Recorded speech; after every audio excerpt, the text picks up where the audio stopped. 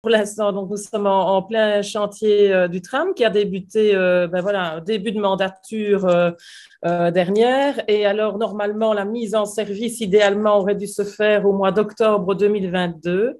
Mais il y a eu pas mal de retard pour diverses raisons. Il y a évidemment eu la période Covid qui a un peu paralysé les chantiers, mais il y a eu beaucoup d'autres raisons. Des difficultés parfois de corrélation entre les services, les impétrants, parfois des fouilles archéologiques qui sont venues à brûle-pourpoint.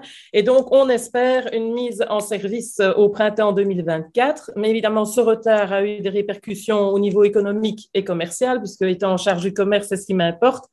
Et ça est venu un petit peu, malheureusement, comme une cerise sur un gâteau pour ces pauvres commerçants qui ont dû traverser non seulement une conjoncture économique qui n'est pas bonne, maintenant une conjoncture énergétique pas bonne non plus, période Covid, et en plus pour certains des inondations, en tout cas dans 3 grands quartiers de la ville. Donc évidemment, tout ça fait que pour les commerçants, ce retard a suscité entre 30 et 60% de baisse du chiffre d'affaires, ce qui est quand même considérable. Alors on sait très bien que la région wallonne, et c'est très bien, avait mis sur pied notamment des indemnités compensatoires. Ça a le mérite d'exister, mais malheureusement, on sait qu'il y a des conditions très drastiques, comme par exemple avoir moins de 10 travailleurs, mais aussi au niveau du temps, où il y avait une limite de 60 jours d'entrave. Or, ça ne correspond pas à la réalité de terrain, où souvent on n'est pas en jours, mais en mois d'entrave pour les commerçants.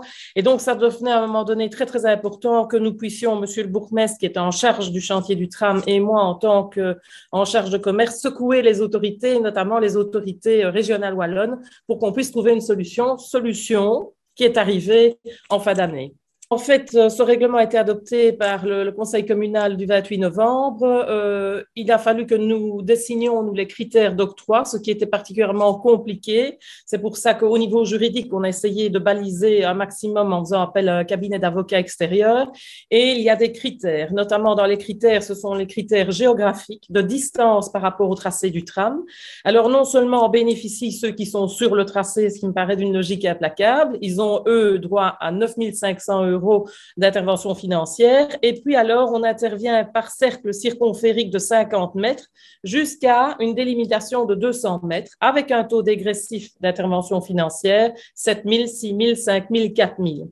Alors, nous avons dû sur cette base-là établir un listing de commerces qui sont repris dans les zones. Donc, nous sommes plus ou moins à 1585 commerces. Ces commerces ont eu un courrier, également une indication, une information par voie médiatique, des démarches qu'ils doivent entreprendre. Il y a une certaine urgence car ils doivent rentrer leur demande pour le 31 janvier 2023 au plus tard.